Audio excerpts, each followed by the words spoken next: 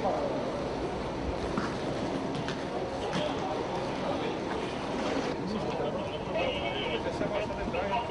des Sports. Le ministre des Sports. Je ne sais pas. Moi, je l'ai vu.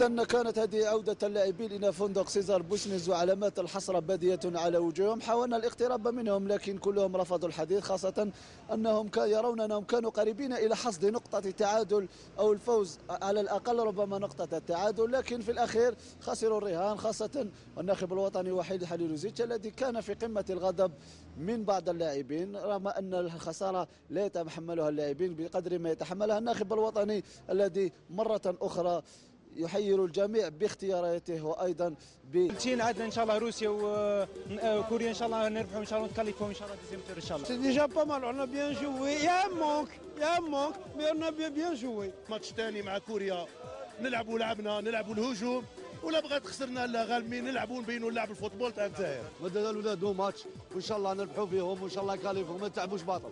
احنا جينا ان شاء الله مع ليكيب ناسيونال معاهم، وان شاء الله الا ما كاليفيناش 2018 ان شاء الله. مالغري لا ديفات انا نظن بلي ان الفريق الوطني واللاعبين اداو ما عليهم، وحنا المشوار مازال طويل ان شاء الله.